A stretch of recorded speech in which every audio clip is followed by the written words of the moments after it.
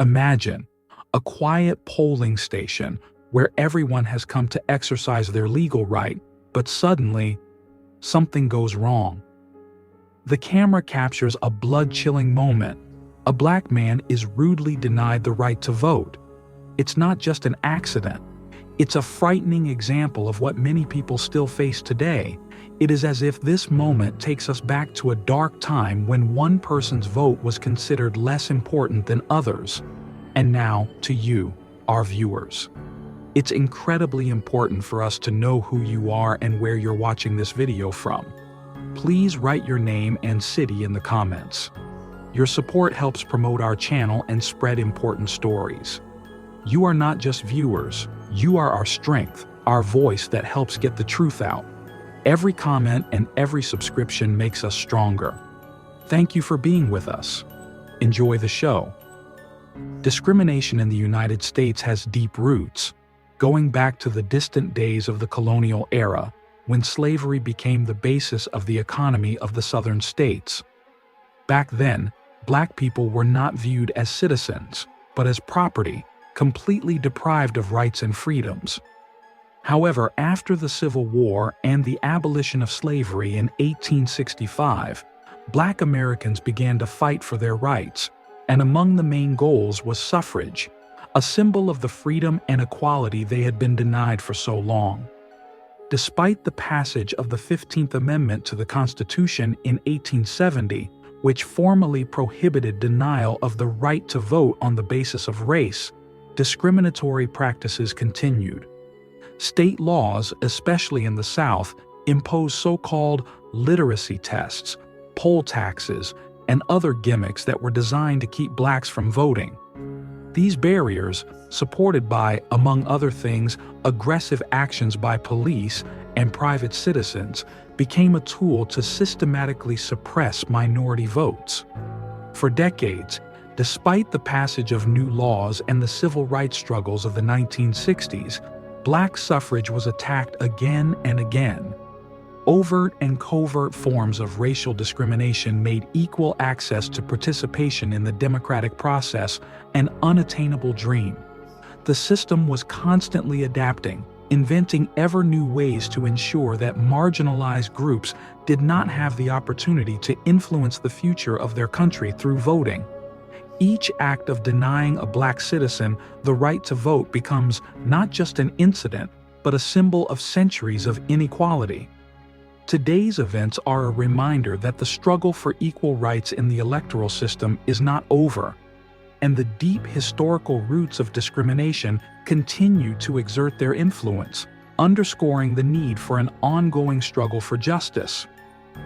The polling station is a place where every citizen of a country should feel part of a single society, united by common rights and responsibilities.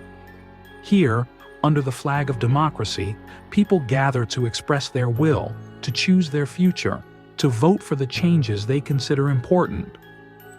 At first glance, the precinct seems like a symbol of equality. Identical booths, ballot boxes, lines where it doesn't seem to matter who you are, what color your skin is, or where you come from. But for those who have fought for their rights for centuries, this place can be filled with underlying tension and fear, a reminder that their right to vote is not always perceived as equal. On election day, the polling station actually becomes a test for marginalized groups such as black citizens. Every element, from the gaze of the staff to the formalities of checking documents, can harbor bias, sometimes subtle, but no less tangible. People come here to exercise their right, but are often met with cold dislike or outright distrust. For those who have struggled for centuries to find their place in society, the polling station is not just a place to vote. It is an arena where long-standing social prejudices are confronted. This atmosphere is felt in every movement, in every word. The space in which everyone should be equal turns out to be a zone divided by invisible lines, boundaries that distinguish between their own and strangers. People with privilege who have not faced discrimination take their right to vote as something natural, while for marginalized groups, every step in the process can be a barrier. For them, the polling station, which is supposed to represent democracy, becomes a symbol of contradictions, fragile equality, and hidden exclusion. For the black man who came to the precinct that day, it was not a place of freedom of choice. He found himself a place where he had to struggle just to be heard. His every movement was monitored, every document checked with suspicion. This place, which should be a guarantee of equal rights, for him turned out to be a symbol of a system still not ready to accept him as an equal. A black man gets out of his car and, clutching his ID card, takes a deep breath before heading towards the polling station doors. His face reflects both calm determination and slight tension. This is not just a vote for him. It is an opportunity to be heard, to step towards a future in which people like him will have an equal chance, an equal right, an equal voice. On this day, surrounded by people who have come for the same cause, he hopes to find confirmation that his country is moving toward justice. But despite these hopes, deep down, the man feels a shadow of fear. History, memories, and personal experience remind him that the electoral process has never been easy for people like him. He remembers the stories of his elders. He has heard of the anxiety of those who, having traveled a long way, achieved the right to vote but faced obstacles on their way to the polling station. Doubts haunt him, making him wonder whether his presence here will be accepted on an equal footing with others. Every step he takes toward the precinct is filled with meaning. He knows that his vote is a symbol of freedom, a right that his ancestors did not have and for which they have fought for generations. This act is a way for him to affirm his place in society, to assert himself as an empowered citizen of the country. The man feels a slight shiver in his hands, not from the cold, but from excitement. He has come here with the hope that this day will be another testament to progress, a moment when his voice will matter and sound as loud as the others. As he approaches the doors of the polling station, he feels the stares. He is not looking for confrontation or to attract attention. He just wants to fulfill his civic duty. But even before he enters, it is clear to the man that his presence has caused a stir. Perhaps it's just his imagination, perhaps not, but it seems to him that the station staff greet him warily, with subtle hints of resentment and prejudice. Nevertheless, the man walks resolutely to the front desk, ready to assert his right. There is still hope in him that everything will go without incident, that he will be accepted as an equal, that the past will not be repeated. But something in the atmosphere tells him that this vote will be another test for him, a confrontation with reality, where the promised equality is not always honored. The man approached the registration desk, nodding affably to the polling station representative and holding out his ID card. But as soon as he opened his mouth, he was interrupted with a short and dry question. "Are you sure you're registered? Are you here at the address?" The words sounded not like a simple clarification, but like a hidden accusation, one of mistrust. The man felt his heart beat faster. The question sounded as if he had been suspected of wrongdoing or falsification beforehand.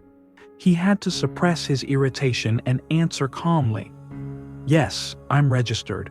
Here's my documentation." But instead of accepting his documents and going through the standard procedure, the employee took a long and careful look at his ID card, as if expecting to find a flaw in it. Behind those eyes there was not just formality but something more, a hidden bias, as if his very appearance questioned his right to be here. "Do you have any other documents to prove your identity?" The next question followed, almost like a challenge. The man nodded, feeling the inner tension build up. He began searching his pockets for another ID card, even though he knew he had already provided sufficient evidence. Questions followed one after another, each of which seemed aimed not at confirming his identity, but at questioning his right to vote. The words of the polling station official were couched in indifferent formality, but underneath there was an underlying aggression. "Are you sure you are eligible to vote in this district?" The question was tinged with a touch of contempt, but it was enough for the man to realize that he was not seen as an equal here. The question was not just words. It was a hint that he did not belong here, that he did not deserve the right to participate in the choices that would determine the future. With each passing second, the man could feel the anger building in him, but he held himself in check, trying not to let his emotions take over. He knew that any display of his displeasure could be used against him, that he would have to prove his validity to the last. But in that moment, he realized that this was more than just a formal ID check. It was a test of his right to be part of this country, a test of his patience and dignity. The man stood at the counter, feeling the atmosphere thickening around him, as if a heavy cloud of distrust enveloped him from all sides. The representatives of the polling station seemed to exchange glances, subtle gestures that needed no words, each of them expressing a latent dislike, as if they were united by an unspoken prejudice against his presence here. The employee taking his documents bent over them a little longer than necessary, and another worker at the station watched his every move, as if the man were a stranger, a troublemaker. The man felt his inner tension building, as if any detail, any little thing could be used against him. He was not here to defend himself, but to exercise his right. But this tension was making the situation a hostile ordeal. Every glance, every action of the staff was imbued with an involuntary but clearly perceptible wariness.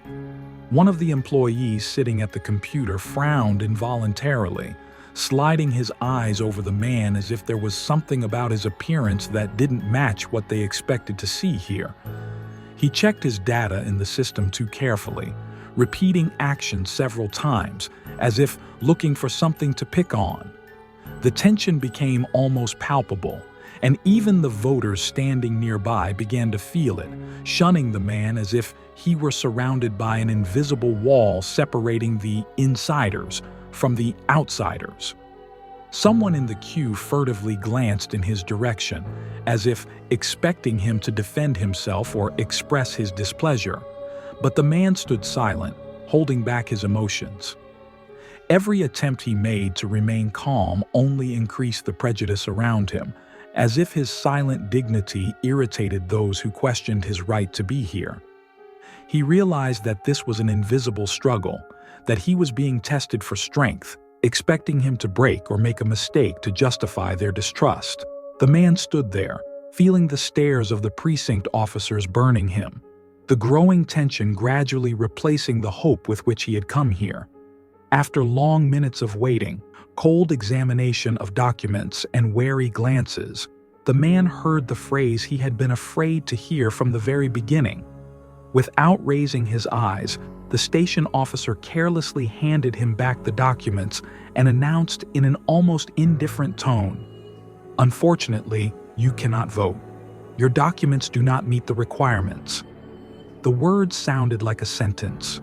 The man stood silent, realizing that this was what they had been after all along, that this was a carefully disguised refusal hidden behind cold bureaucracy. He knew his papers were in order. He knew he had every right to vote, and he had heard such refusals too often not to recognize the bias disguised as rules and regulations. But why? His voice sounded calm, but the restrained strength and insistence in it were clearly perceptible. "I have all the necessary documents. I am registered in this district."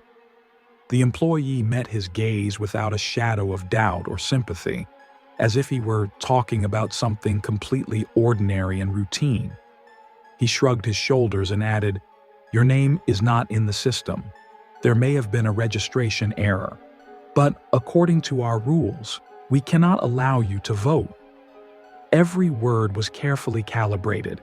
Every excuse sounded like an excuse, not an explanation. The man could feel the anger boiling inside him, but he knew that any outburst of emotion would only strengthen their confidence in their rightness. "I'm here at the right place," he repeated quietly, but confidently. "My vote must be counted."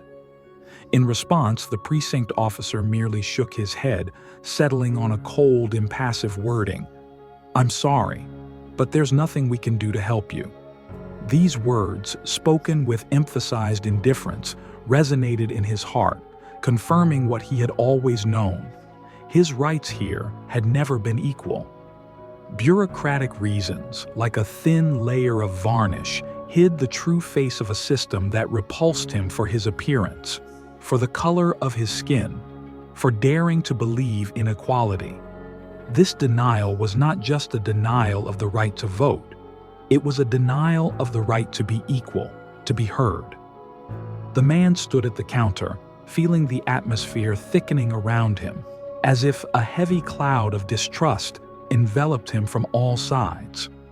The representatives of the polling station seemed to exchange glances, subtle gestures that needed no words, each of them expressing a latent dislike, as if they were united by an unspoken prejudice against his presence here.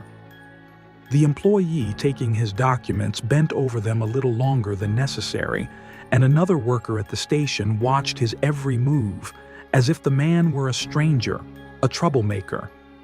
The man felt his inner tension building, as if any detail, any little thing could be used against him.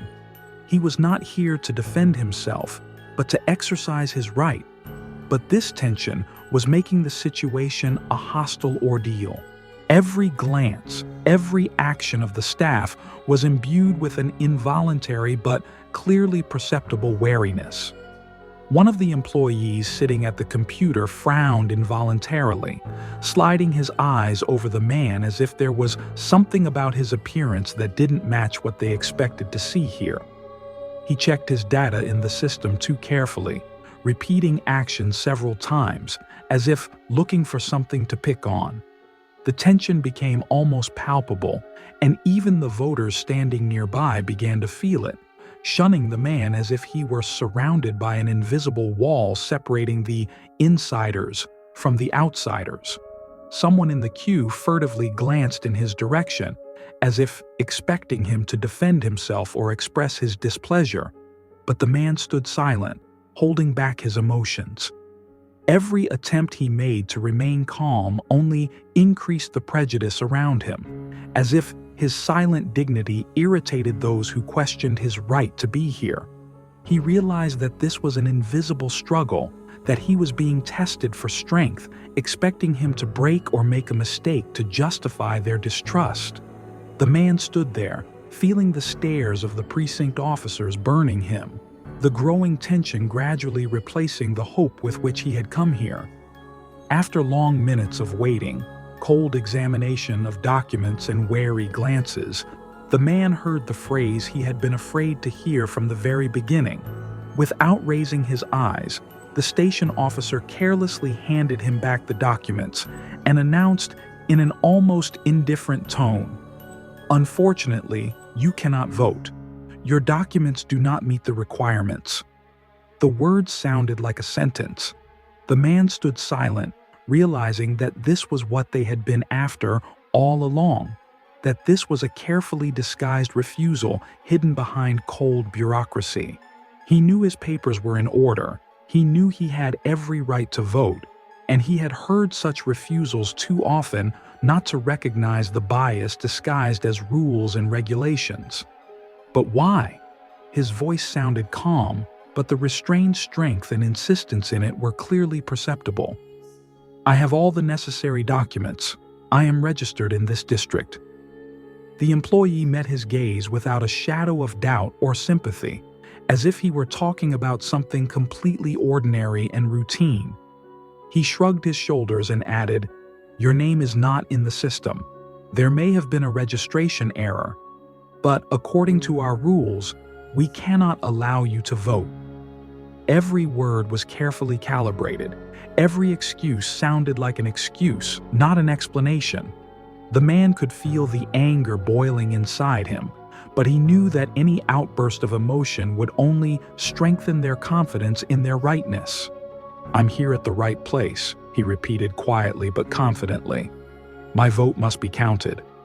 In response, the precinct officer merely shook his head, settling on a cold, impassive wording. "I'm sorry, but there's nothing we can do to help you." These words, spoken with emphasized indifference, resonated in his heart, confirming what he had always known. His rights here had never been equal. Bureaucratic reasons, like a thin layer of varnish, hid the true face of a system that repulsed him for his appearance, for the color of his skin, for daring to believe in equality. This denial was not just a denial of the right to vote. It was a denial of the right to be equal, to be heard. The man gathered his papers, making an effort on himself not to show his pain and frustration. He realized that despite his best efforts, the system had closed the door in front of him again, saying that his voice didn't matter.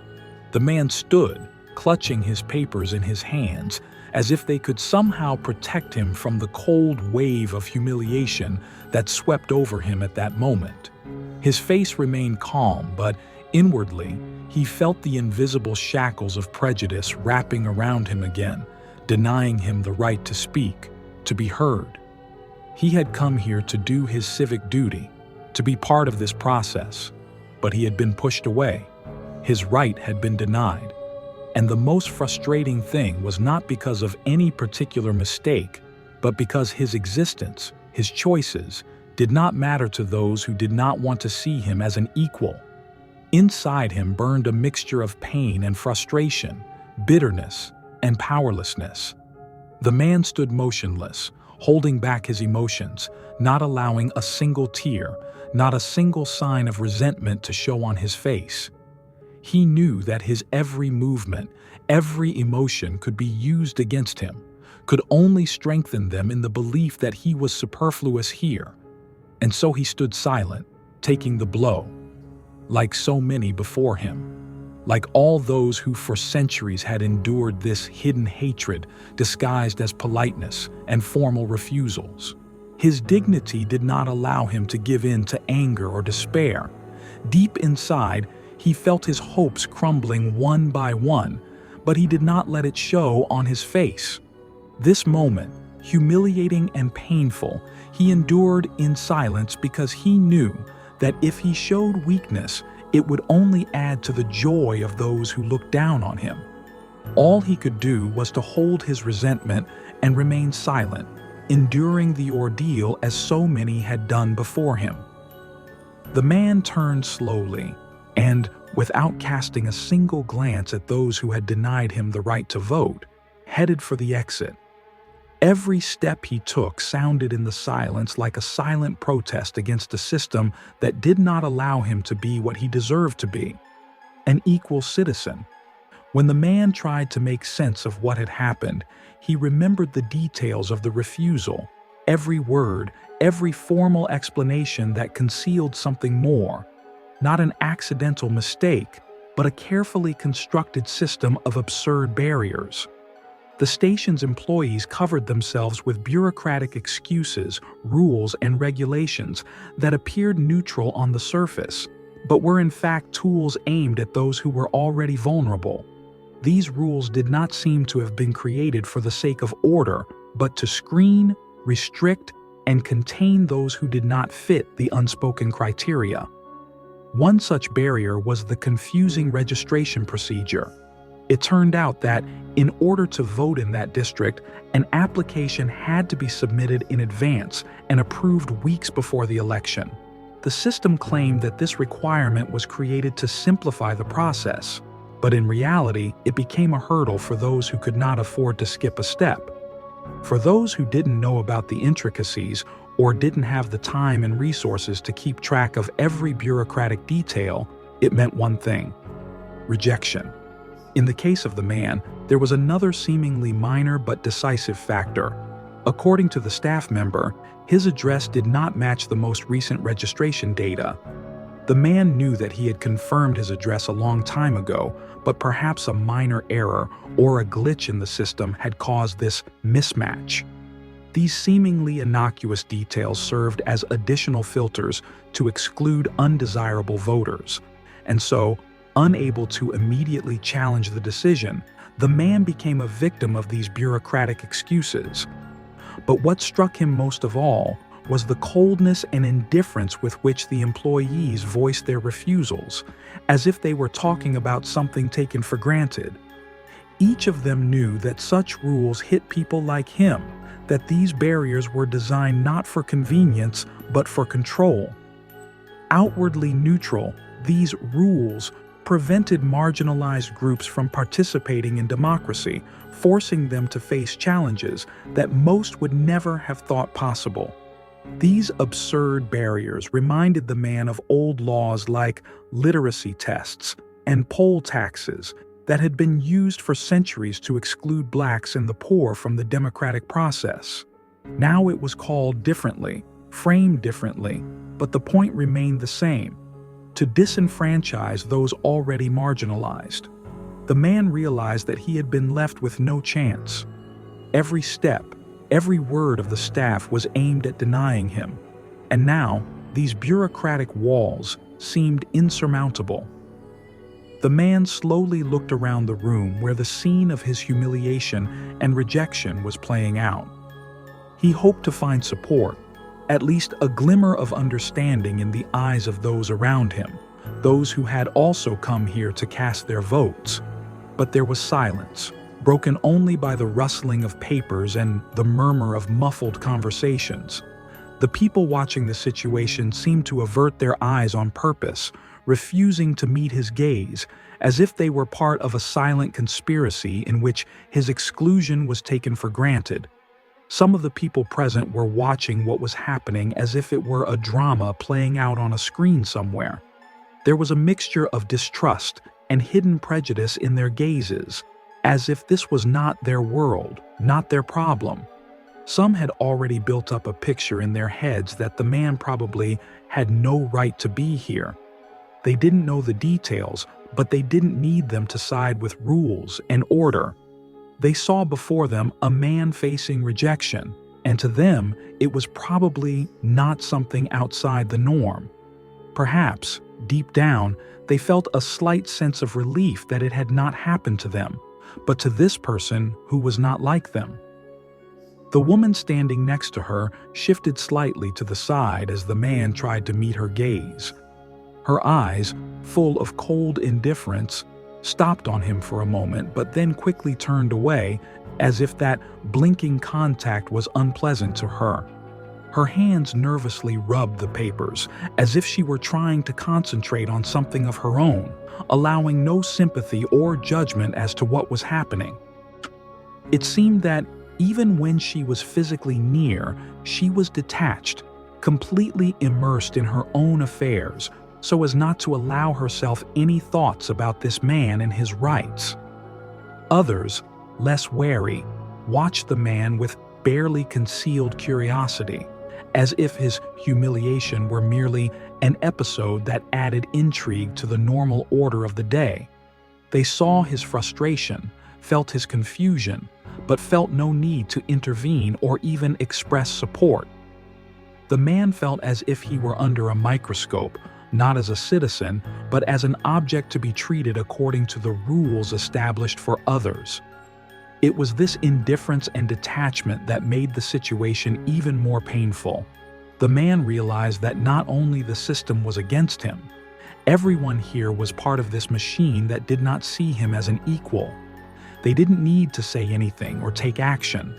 Their silent presence, their willingness to accept everything that was happening as the norm was more eloquent than any words. They became spectators of his humiliation, and each silent witness added gravity to the moment, asserting in their indifference that his pain was his own problem, that there was no injustice or tragedy in it. The man felt more alienated than ever. He knew he would find neither support nor understanding here.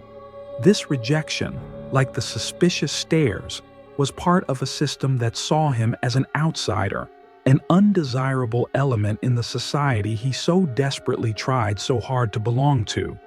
In this cold, impassive environment, he realized that he was alone, and that the struggle to be heard was his own, not shared by any of those around him. While the man, rejected and humiliated, stood at the counter, gripped by silent pain, a barely visible camera on the ceiling was nonchalantly recording what was happening. The camera lens, like a perpetual observer, looked at the world through the cold glass, not choosing sides or emotions. But it was this gaze, devoid of bias and participation, that was necessary to capture the truth that was so carefully hidden under a layer of bureaucracy and official excuses. The camera, unable to close its eyes or turn away, witnessed a scene in which a man was deprived of a right granted to him by law. The footage clearly shows all the details of humiliation and prejudice: the dry, polished movements of the employees, the polite but prickly intonations of their voices, the indifference of the surrounding people who silently observe what is happening. The camera captures his silent struggle, his compressed lips and silent gaze, full of resentment and disappointment. It captures every movement and expression on the faces of those who made the decision not in his favor, captures their glances full of hidden arrogance and subtle gestures that suggest that this is just a routine procedure for them. Every moment, every word, every refusal is captured in such a way that it is impossible to look away from it, impossible to justify what happened by chance or misunderstanding. This short period of time, this moment of injustice, remains in the memory of the camera as a mute testimony to the fact that a system designed to protect the rights of citizens is capable of violating them with impeccable bureaucratic precision. Against the backdrop of what is happening, the camera seems to be the only honest participant in this scene. It does not draw conclusions, does not look at the man with prejudice, does not add its own interpretations. Its only task is to observe and record, to turn reality into a record that can then be shared, shown to others, to reveal a truth that for many remains invisible. The record becomes a testimony that can no longer be ignored, that cannot be silenced or hidden by reports and formalities.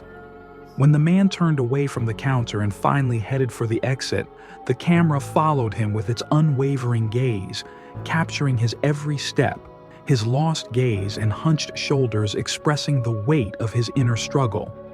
It was not just a recording of his frustration, but a mute cry for help, captured in pixels and points of light. In the future, this recording could become evidence, a tool for human rights activists, an act of indictment against injustice, frozen in digital time. Such a document carries tremendous power. The camera that captured this moment has turned it into tangible evidence, into indisputable proof that these situations are not random, that they are systemic, that behind every such refusal lies a history of bias and discrimination. This small piece of truth caught by the lens could be the beginning of change if it were seen by those who have the power to hear the silent pain and see the hidden injustice. The record taken on that day carries a truth that cannot be put into words. It is a silent witness that knows no fear or prejudice, and its meaning goes beyond one person or one rejection. The camera has captured more than just a moment. It has preserved a truth that can shed light on the darkness that shrouds the struggle for the right to vote, the struggle for equality, and the dignity of everyone who dares to believe that they have the right to be heard. As the man left the polling station, his mind was reeling not only with the events of the day, but also with the shadows of the past, inseparable from the present. What had happened was not just a refusal, not just administrative negligence.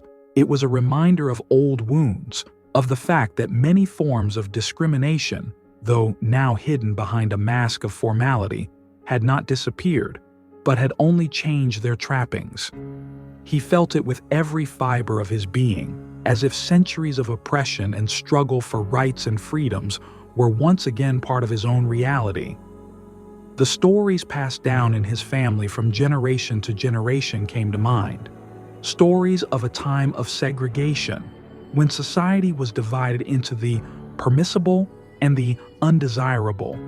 Then, as today, polling places, schools, hospitals, all these places were fenced off from each other by invisible but rigid lines that determined who was allowed to belong and who was not. The Jim Crow laws that ruled the South turned black citizens into second-class citizens with limited rights for many decades, and the vote was one of those rights, access to which was carefully controlled. The man thought of his grandfather, who had told him how black people were intimidated before elections, warning them not to dare approach polling stations. Sometimes the barrier was veiled threats, and sometimes outright aggression. There were literacy tests, poll taxes, and many other absurd requirements created specifically to weed out those who did not fit into the picture of the desired society.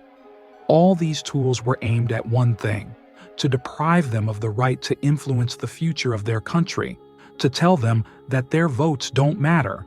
Decades have passed, generations have passed, civil rights laws have been passed, but the events of today reminded the man that true change is still only a promise. The same tools: suspicion poisoned stares, empathy deprived officials, laws and regulations that deliberately make it harder for marginalized groups to vote, they still exist. Only today they are called compliance checks and data verification. But in essence, they remain the same barriers, the same tools of suppression. The polling stations that were supposed to be a symbol of unity and equality were still walls of separation for him, as if the invisible barriers of the segregation era still kept him and those like him at a distance. Although the system today did not display open signs announcing who was welcome and who was not, he sensed it in every look, in every word, spoken in a dry, humanityless tone. The past came alive before his eyes again. His grandfather had been prevented from voting. His father had been refused employment. His family had lived in fear of being rejected by a system in which they had no say. The man realized that he wasn't just facing rejection. He was facing the same forces that had kept his people on the margins of society for centuries. The outward appearances had changed, but the essence remained the same. A society still not ready to see him as an equal was surrounded by walls of invisible segregation that prevented him from being a full part of his country.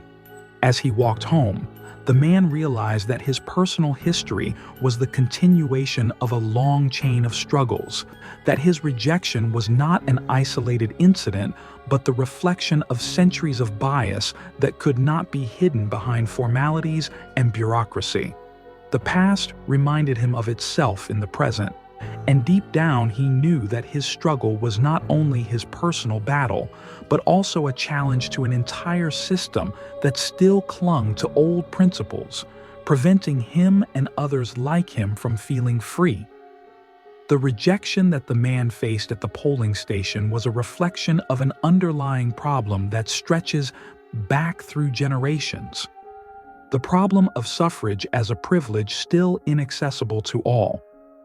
Despite laws that ensure equality in the right to vote, in reality this right is not available to everyone, especially for marginalized communities who have struggled for centuries to have their rights recognized on an equal basis with others. The history of voting rights in the United States resembles a complex knot, with each new era and each law overlaid with a layer of previous prejudice. Technically, the 15th Amendment to the Constitution, passed in 1870, prohibited denial of the right to vote on the basis of race. In practice, however, black citizens continued to be pushed away from the polls through laws and regulations that only at first glance appeared neutral. In the 20th century, after the Civil War and the abolition of slavery, Southern states found ways around the law. They imposed poll taxes and literacy tests that really only affected blacks and other marginalized groups. These laws were in place for decades, creating a system in which the right to vote became a privilege available only to a select few, those who fit within a framework and met unspoken standards. Today, many of these overt methods of discrimination have been abolished, but in reality, they have only given way to more veiled and complex modes of restriction. For example, modern voter registration requirements, frequent eligibility checks, and verification of documents in practice create serious barriers for those who already have less access to legal aid, financial resources, and support from the system.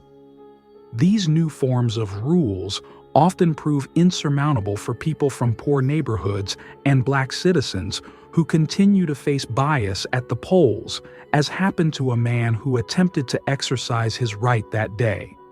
For him, as for many, the right to vote is not just a civic duty, but an act of being recognized as part of the nation, an opportunity to be heard and to influence the future.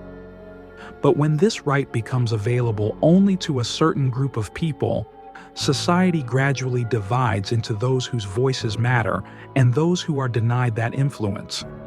This division into those who belong and who are included in the system and those who remain outside of it reinforces again and again the idea that some are privileged and basic rights are inaccessible to others.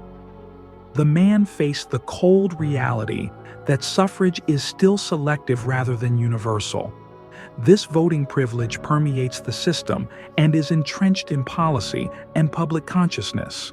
For example, laws restricting access to voting for people with criminal records disproportionately affect Black and Latino people, whose communities have suffered centuries of injustice in the criminal justice system. As a result, millions of citizens, especially minorities, are excluded from voting. Their voices are silenced, their rights are devalued, and a vicious cycle is created. Those who are disenfranchised cannot influence laws that could change their lives. A system in which the right to vote is granted only to a select few cannot be called truly democratic.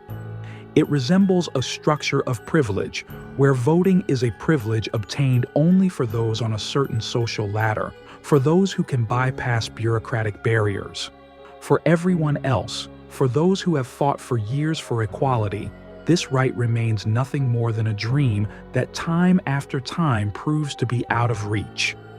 As the man left the polling station, he realized that his disenfranchisement was not only his personal defeat, but also evidence of how far society had not yet come on the road to true democracy.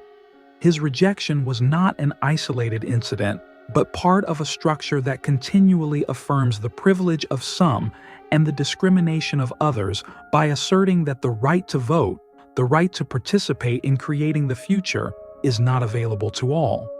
As the man walked home, his thoughts were haunted by the memory of the rejection, the silent scene he had just experienced.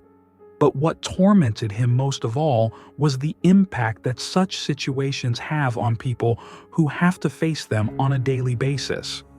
It wasn't just a moment of humiliation at the polling station. It was a reminder of how denial of equal access to the ballot affects the lives, fate, and choices of millions of people on the margins of society. For him, voting meant much more than checking a box next to a candidate's name. It was an act of belonging, an opportunity to feel part of society, an equal among equals. His dream was to make a contribution to the future, to leave something important for his children and grandchildren so that they would not have to face what he had to endure. But this opportunity was snatched away from him, leaving only an emptiness, the same emptiness that his ancestors had felt for centuries, deprived of the right to be heard. The rejection he received left a deep mark on his life. Back home, he couldn't help but think about how that feeling, a sense of humiliation, frustration, and rejection, haunted him every time the system put barriers in front of him. He knew that such rejections meant more than just a moment at the polling station. They tell people that they don't belong in this society, that their votes and their existence are not that important. Every such situation, every rejection, is a jab that leaves scars on the soul, reminding them that society is not ready to accept them for who they are. Stories like this have been repeated for generations. His father, like him, has faced rejection many times when trying to get a job or register to vote. These situations take a toll on everyone, creating a sense of alienation, as if they were uninvited guests in their own country. He remembered his father telling him how much pain he faced when his own sons asked why they couldn't do what other children did, why there were invisible but tangible limitations for them. Each time he had to explain that their path would be harder, that they would have to fight for the right to be heard, and that even voting could be a challenge. For his mother, rejection wasn't news either. She, who grew up in an era when segregation was legislated, remembered how their voices were never counted, how their opinions were not considered. For her, every rejection was a reminder that their choices, their ideas, and their lives were just insignificant details to a system where other rules prevailed. The man remembered his mother's stories of how their families lived in fear and pain, unable to change their destiny, to be heard and contribute to the country they loved anyway. The man realized that his personal story was just one of thousands of similar episodes scattered across the country. How many others like him had experienced this feeling of helplessness and humiliation? How many people, full of hopes and dreams for the future, faced a system that stubbornly closed its doors to them? These were not just numbers and statistics. Behind every rejection was a life, with its joys, hopes, and aspirations, a life that the system had deemed insufficiently meaningful. This rejection made him think about what he could do to make this cycle finally stop. He knew he had to tell his story, to make others hear about what it means to face rejection, about how it affects the heart and soul. He knew that his experience was the experience of an entire generation, a generation for whom every rejection was not just an accident, but a sign that they were still on the road to freedom and equality. Each rejection is a wound on the soul, and each wound is a reminder that the road to equality and justice is not yet complete. The man decided that his story should not remain a silent testimony of humiliation. It should become a voice for those who are denied the opportunity to be heard. His life, his pain, and his strength will be dedicated to fighting for rights that have been considered a privilege for so long. As he drove home after being denied his right to vote, the man replayed this moment over and over in his mind, not the first and probably not the last time the system had turned its back on him. He realized that this case was just one scene among many similar ones happening across the country, and that there was a deeper, systemic problem behind this denial. He recalled how in his life and the lives of many who grew up with similar attitudes, faces, and backgrounds, such barriers had arisen at every turn, forming an invisible wall around them, separating them from opportunities that other, more privileged people achieved almost effortlessly. Everyday barriers had been a part of his life since his childhood. As a boy, he heard from his parents how every achievement, every attempt to take a step forward was always accompanied by difficulties and misunderstandings not experienced by his peers from more privileged backgrounds. These difficulties began in schools, where he and his friends did not receive the same support and attention from teachers as children from other families. At times, in the smallest things, from access to clubs and sections to the implicit disregard for their aspirations for high grades, one could sense that the system that was supposed to support their development was instead pushing them to the margins. Later, as he grew up, the barriers became more obvious and tangible.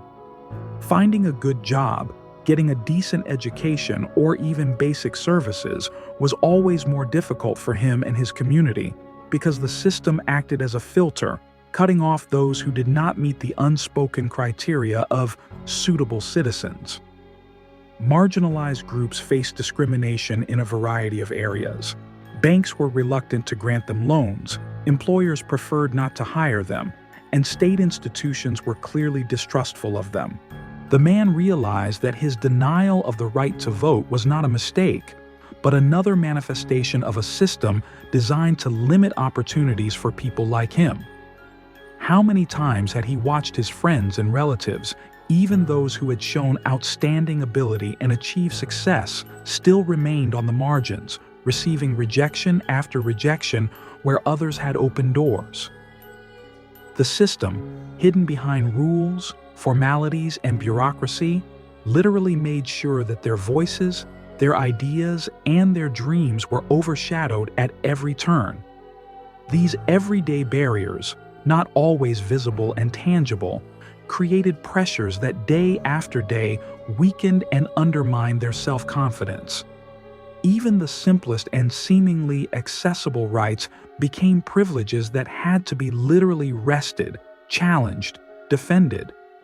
This daily battle for every opportunity was exhausting, draining, and left a deep mark, making many feel that they did not belong, that they had to constantly prove their right to be here while others were accepted without question.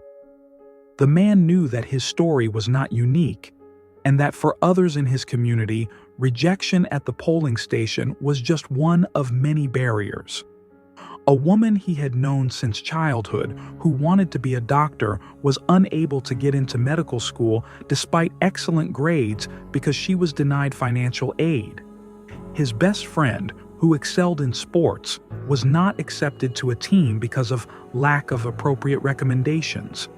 It was a system that made no overt statements, but always left a tangible mark that reminded them that they were strangers.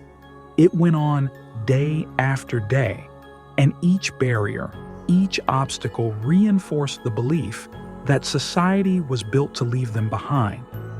The man realized that his refusal to vote was not just a denial of a basic right, but a reminder that those rights were never equal. His life, like the lives of many around him, was a story of constant struggle against a system that pushed them away from equal opportunity, turning ordinary life goals into unattainable dreams. After the man returned home and calmed down a bit, he decided to seek help from a local human rights organization he had heard about before.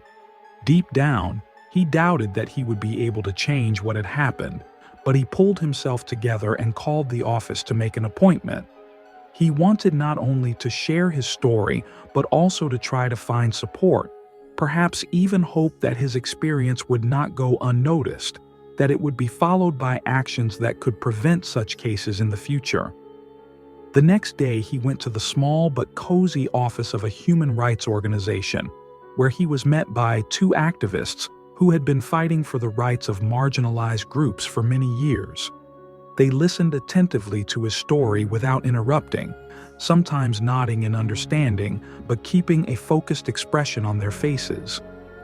When the man finished, one of the human rights activists, an older man with gray hair and penetrating eyes full of sympathy, broke the silence.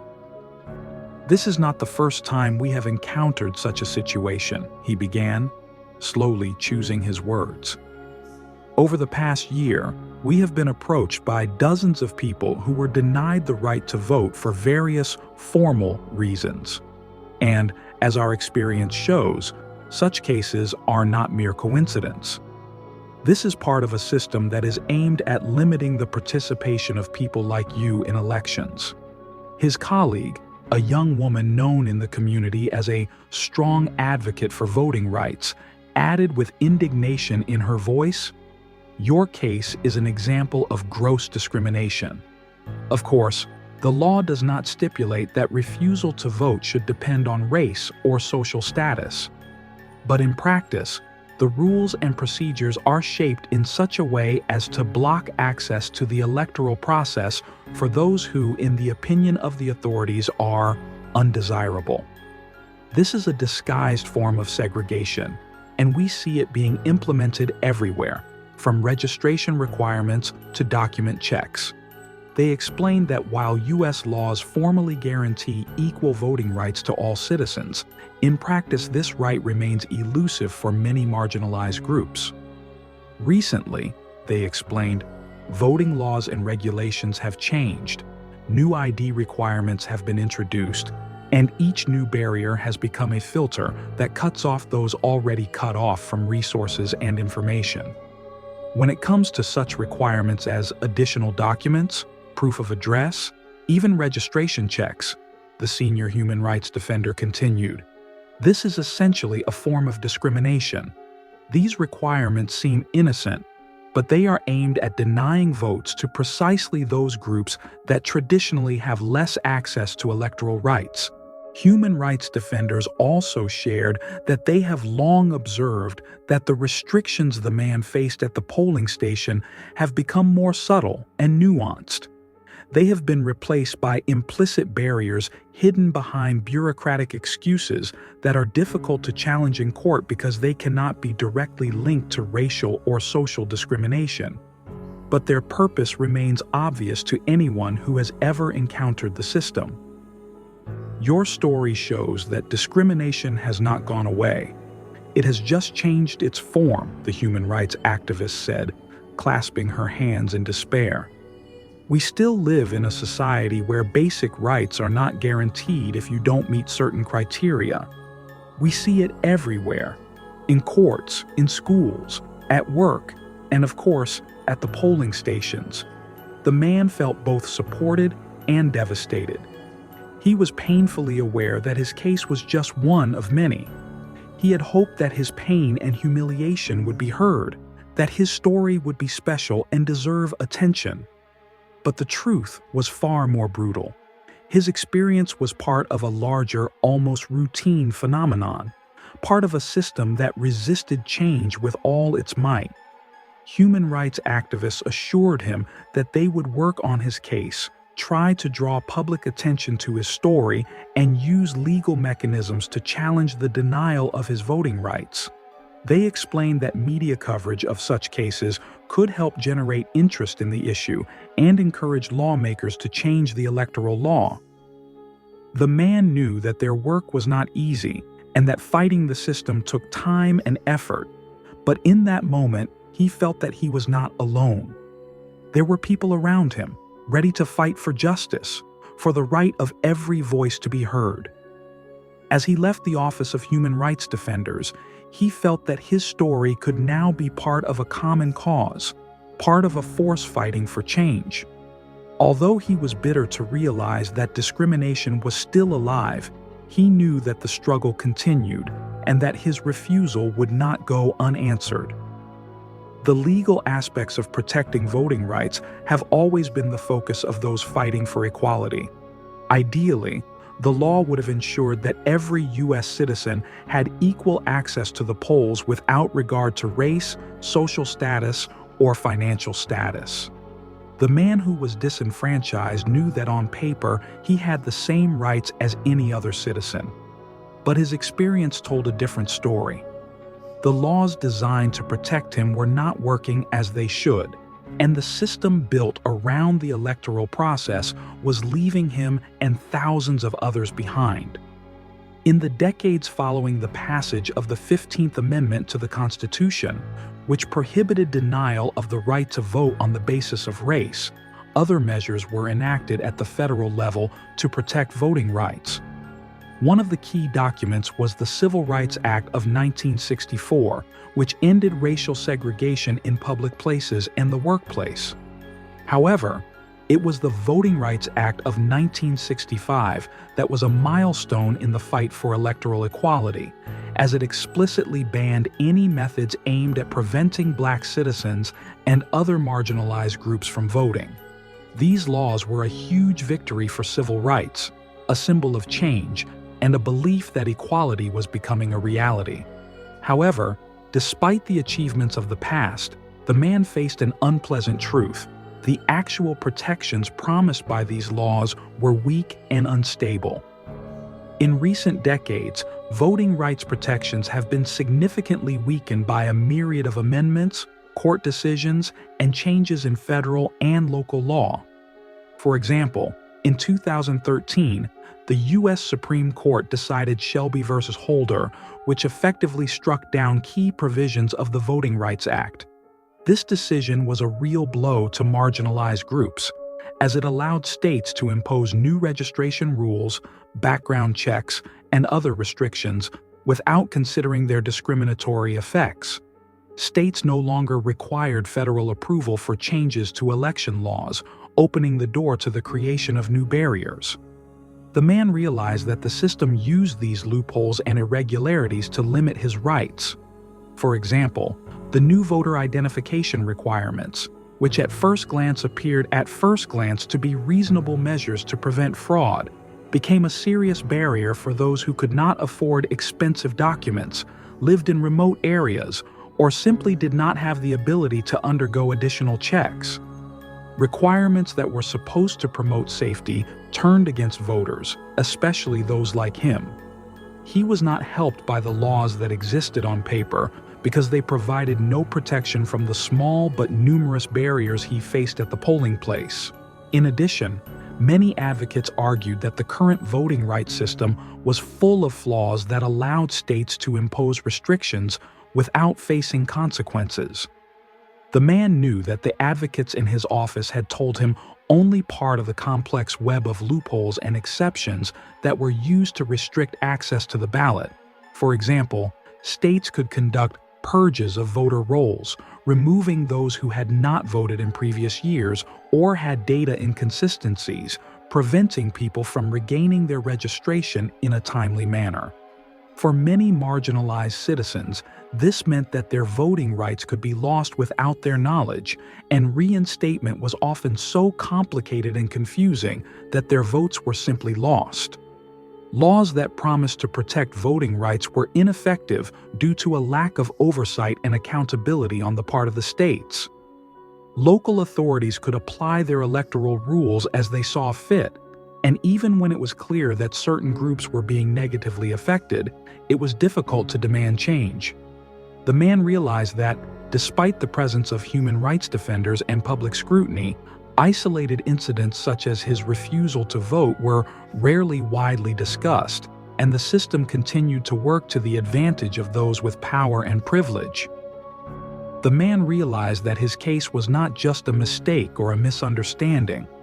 It was an example of how the electoral system was designed so that every step could be an obstacle. Despite all the legislative victories of the past, suffrage in reality continued to be a privilege for a select few, while many had to fight for what was promised to them by law. His refusal to vote reminded him that laws that were supposed to protect often became mere empty words on paper if the system was set up to maintain inequality. As he left the Office of Human Rights Defenders, the man thought again that he was not alone in facing the barrier of discrimination and injustice. That somewhere around the country, thousands of people are fighting every day for the right to be heard, for the opportunity to influence the future, for the change they believe in. This thought both invigorated him and made him feel part of something bigger, part of a huge, inexorable force moving forward despite all obstacles and obstacles. Each of these people had their own unique story and reasons for fighting. Some, like him, were disenfranchised by bureaucratic tricks and petty nagging. Some were disqualified from elections on the basis of registration that was suddenly invalidated. Others were denied because of minor errors in documents or inconsequential discrepancies that the ruling system used to keep a polling station inaccessible to certain categories of people. These people, though silent, remained unstoppable, fighting a system that wanted to see them submissive and passive. He recalled the story of a man from a neighboring county whom he had met through a human rights organization. This man, a father of 3 children, had lost his job because he refused to accept unfair conditions imposed by his employer. Now, he was not only deprived of a stable income, but also had to fight for the right to participate in elections because his registration address had become invalid. He described how his documents were often lost or data mismatched, each time presenting him with new obstacles that seemed unreasonable but prevented him from participating in a process that would determine his family's future. There were others, such as an elderly woman who had been a school teacher all her life and dreamed that her vote would help elect representatives who truly cared about education and children. Her grandfather was once barred from voting because of the color of his skin, and now, decades later, she faced barriers again when she was refused to register under the pretext of insufficient verification. She went to every rally organized by human rights activists and was adamant that she would continue to fight until she was heard. She had a determined fire in her eyes, and despite her age and fatigue, she spoke of change with such force that anyone who heard her could not help but feel her conviction. Young activists were also involved in this movement, people who, without wealth or status, believed that only by uniting together could real change be achieved. They organized rallies and meetings to explain their rights to their neighbors, acquaintances, and relatives, to help them collect documents, and to tell them how to fight the obstacles that the system continued to put in front of them. These young people did not know the discrimination of their grandparents' era, but they felt the effects of that past that continued to affect their lives. They understood that a rejection for one is a rejection for all, and that every injustice, every attempt to exclude them from the electoral process must be met with a united response. The man also knew the story of a female lawyer who, unable to accept her mother's refusal to vote, had given up a successful career to work for a human rights organization. Her mother, a lifelong citizen and taxpayer, had fulfilled her responsibilities but found herself unable to exercise her right to vote because of her new registration. This woman decided she would not stand by and dedicated her life to fighting electoral discrimination, representing marginalized groups in court and seeking justice. She believed that every vote counts and felt it was her duty to fight for those who had been disenfranchised. Each of these people was part of a chain, part of a movement that, for all its complexity and struggle, was alive and unbroken. This movement did not require violence or drastic action. It was fueled by patience, resilience, and an unrelenting determination to achieve equality. The man, realizing this, felt a flame of hope light up inside him, small but solid. By taking it upon himself to fight for his rights, he was becoming part of this great force, part of a moving wave of change, part of a community willing to fight for equality despite all obstacles. He knew now that his struggle was not just a personal story or an attempt to get justice for himself. It was part of a shared desire to change the system so that those who came after him would no longer have to face what he and thousands of others had gone through. He realized that by joining the ranks of those fighting for equal rights, he was no longer alone. Behind him and beside him stood strong, courageous people, ready to carry this struggle on their shoulders, because in their hearts lived one common dream: to see a society where every person, regardless of his or her origin, can freely exercise the right to vote, to feel part of a united people. As the man began to realize the scope of the problem and his place in the movement for equal voting rights, he became increasingly aware that his personal denial of the vote was not just an isolated incident of injustice. This denial, multiplied by thousands of similar incidents, had profound implications for the social and political fabric of the country, affecting not only those disenfranchised, but the entire American society. He wondered what society might be like if every person had equal access to participate in the governance of the country, if every voice was heard. But the reality was different, and discrimination in access to the vote continued to undermine the foundations of democracy on which America was built. One of the most serious consequences of this inequality has been the systematic exclusion of the views and interests of entire communities from the political process. When groups of people like him are deprived of the opportunity to choose their representatives, politics begins to reflect only the interests of the privileged, leaving out the needs and concerns of the marginalized. These people, whose voices go unheard, gradually lose trust in the government and the system as a whole, feeling that their opinions do not matter and that they have no influence on the decisions made to govern the country. For them, democracy becomes an empty formality, and voting becomes a right that exists only for a select few. The social exclusion caused by electoral discrimination reinforces already deep racial and class divisions in society. For those who have experienced generations of discrimination, being denied the vote is another reminder that they are seen as outsiders in their own country. This isolation creates a sense of injustice that is passed from one generation to the next. The children and grandchildren of those who were once ineligible to vote continue to feel this legacy. They grow up knowing that their voices can be ignored, that their opinions are not as important as those of others. This makes political participation meaningless for many young people, especially those from marginalized communities, and they begin to see government as a force distant and hostile to their interests. When people are excluded from the decision-making process, their access to public goods and resources is also affected.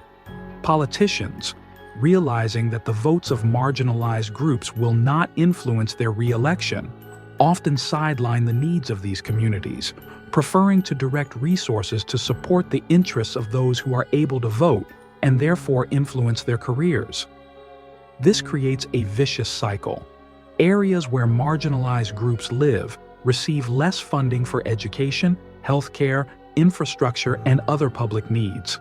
As a result, these communities become increasingly poor and isolated. Their residents are deprived of opportunities to improve their lives, and social and economic inequalities are exacerbated. On the other hand, the political structure of the country is distorted when the voices of a significant part of the population are suppressed or ignored. This leads to a mismatch between the interests of society and the decisions made by politicians. Without the voices and participation of marginalized groups, political debates and agendas become lopsided, and issues important to these communities are marginalized from public attention. This is true for issues such as police violence, health inequalities, access to quality education, and fair labor conditions. Without their voices, decisions on these issues are made without consideration of their experiences and needs, and laws that could change their lives go unenacted. Furthermore, a political system that ignores the rights of marginalized groups undermines the very idea of democracy. Discrimination in access to elections tarnishes the credibility of the entire electoral system and the institutions that are supposed to represent the interests of the people. When a significant proportion of the population cannot freely exercise the right to vote, it delegitimizes the entire system. In the eyes of those who are disenfranchised, democracy becomes an illusion, a tool for maintaining power rather than expressing the will of the people. Over time, this distrust permeates the public consciousness, undermining people's belief that political change is possible and that they have the opportunity to influence the future of their country. The man realized that the denial of the vote is not just an isolated act of discrimination, but a system that is gradually eroding the foundations of democracy. Denying citizens the opportunity to vote affects everyone, even those who are privileged to vote. Political and social systems cannot be fair as long as a large part of the population is left out. The man felt that his fight for voting rights was not just a personal battle for justice, but an important step towards restoring democracy, where every vote, regardless of background or social status, matters. He now realized that his refusal was not only a disenfranchisement, but also an attempt to suppress a voice that could have made a difference in the social and political structure. Although he had a difficult road ahead of him, he knew that his struggle was important for a future in which equality would not be empty words, but a reality available to everyone. When the man looked back at his journey of barriers and injustice, he realized one important thing: the system in which he lived needed fundamental change.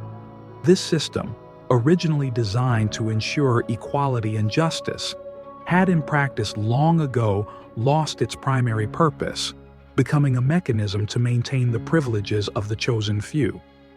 For everyone to exercise their right to vote without fear or hindrance, profound and comprehensive reforms are needed to change the very essence of American democracy back to its true face, the face of the people.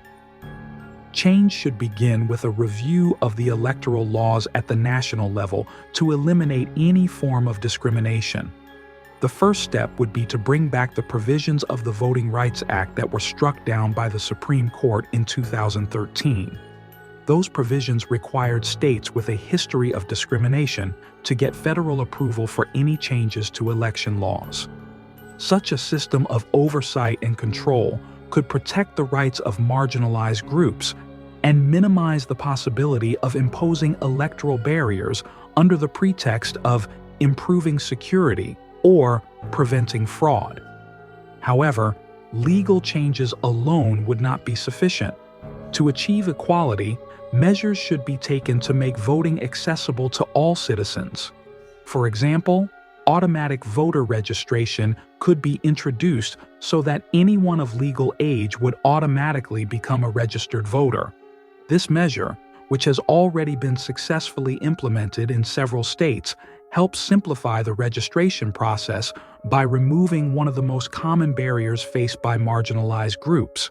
It also helps reduce the risks of administrative errors and purges of the voter rolls, which can be used to remove voters on the pretext of incorrect data. Another important reform is the adoption of a national standard for voter identification.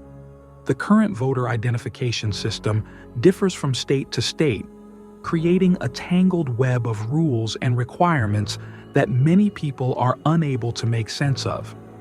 Setting a uniform national standard for identification documents could significantly reduce discriminatory barriers, allowing every citizen to seamlessly prove their eligibility to vote.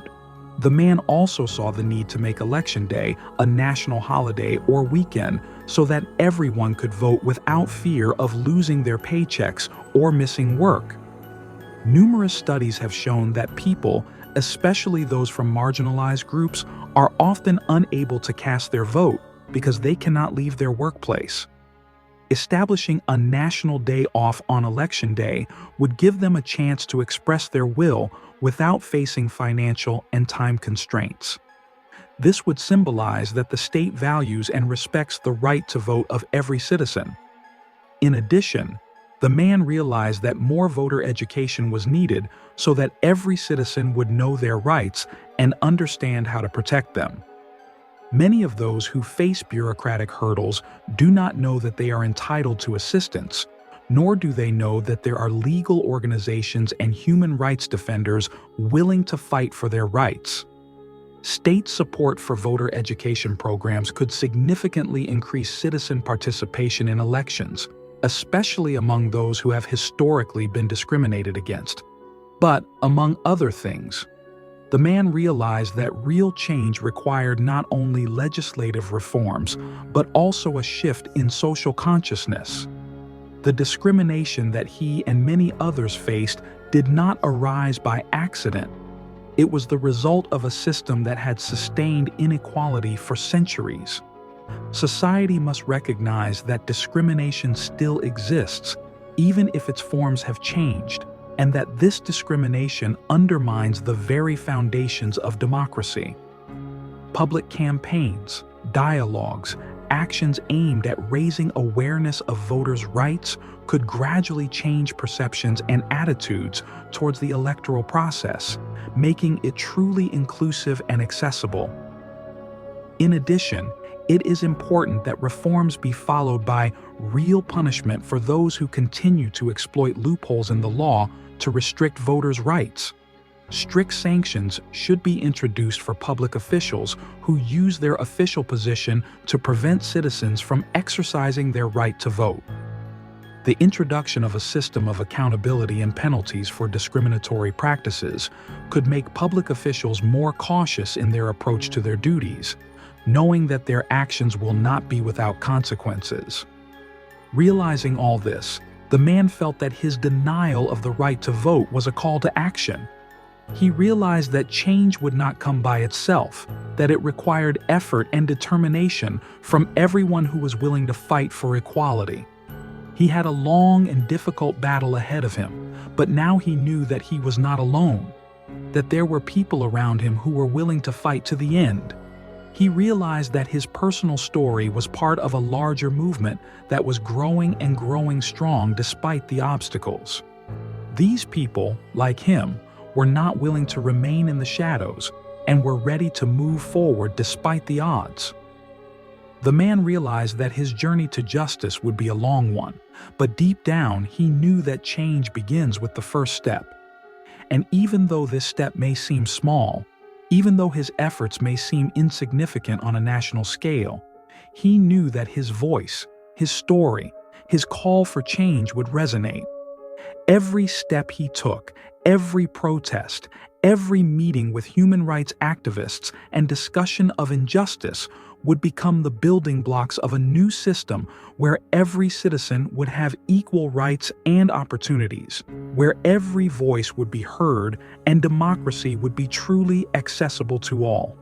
The man, having gone through such a painful experience, realized that his story would not end with one denial of the right to vote. This moment will stay with him forever as a reminder of how much more needs to be done to make the words freedom, equality, and democracy have real meaning for all citizens. This incident was not only part of his personal journey, but also a lesson he intended to pass on to his children, grandchildren, and all who would follow this path in the future. The memory of such events is important for future generations, not only because it makes one realize how long and difficult the road to equality was, but also because it gives strength and determination to continue the struggle. The man knew that if his story was heard, if it could become part of the collective memory, that memory would have the power to change minds and hearts. Knowing that discrimination is not a distant past, but something that many still face on a daily basis, will help future generations better understand their history and not allow these mistakes to take root in society again. Realizing that his own experience would become part of the larger story of the struggle for equality gave the man a new sense of responsibility. He felt it was his duty not to remain silent, but to speak, to write, to share his experiences. He wanted others to know that the struggle for equality was not only a historical movement, but an everyday reality. He wanted young people to see in his story not just an episode of injustice, but a call to action, a call not to give up the struggle, even in the face of the toughest obstacles. This memory, passed from one generation to the next, would be an important lesson that rights are never given once and for all, that they must be constantly fought for and defended. The man envisioned a day when his children and grandchildren would be reading his story or listening to his story, and in their eyes would burn a determination to make the world a better place, to prevent injustice from becoming the norm again. These lessons, embedded in the memory of the past, will be the foundation for new generations to create a society where everyone has the opportunity to be heard. He realized that the struggle for equal rights requires not only courage, but also patience. There will always be difficulties along the way.